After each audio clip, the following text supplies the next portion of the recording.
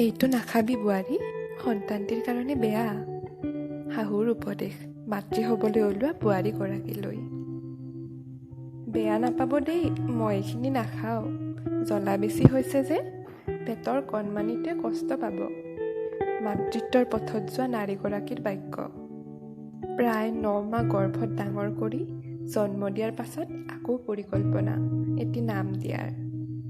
কুণ্ডলী চাই কোনো জ্যোতিষীৰ দ্বাৰা এটি নাম থোৱাব লাগিব, কাৰণ সেই নামটোৰেই যে প্ৰতিষ্ঠিত হ'ব সন্তানগৰাকী। তাৰপিছত স্কুলত দিয়া চিন্তা, সন্তানৰ লিখা পঢ়াৰ চিন্তা, আৰু পাৰিলে উচ্চ শিক্ষাৰ দিশত আগুৱাই দিয়া চিন্তা, আৰু ঢেৰ কিবা কিবি।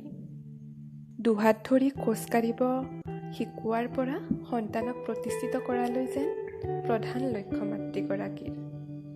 নিজৰ জীৱনৰ আধা অংশ দিও সেই মাতৃগৰাকীয়ে কোনো ধৰণৰ আফচোচ নকৰে। সেয়ে হয়তো কোৱা হয়, আইৰ সমান হ'ব কোন।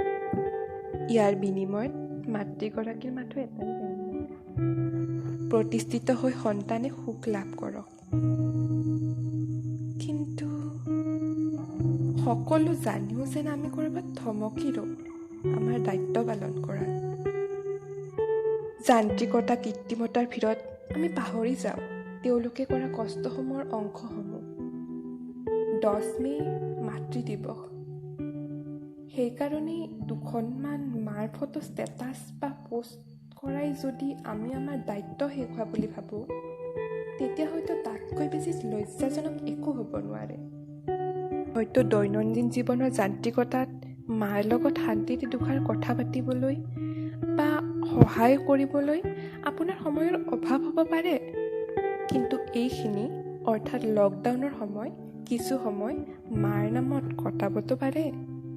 অইন কাৰোবাৰ নামত আপোনাৰ জীৱন সঁপি দিয়াৰ আগতে আপুনি মাৰ কথা ভাবি চাব পাৰে।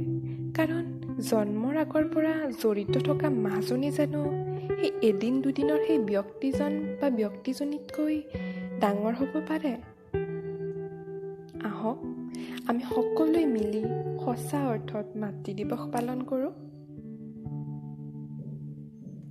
শেষত সকলো মাতৃলৈ মোৰ হিয়াভৰা মৰম যাচি মই মোৰ মালৈ এটা সৰু কবিতা আগবঢ়ালোঁ।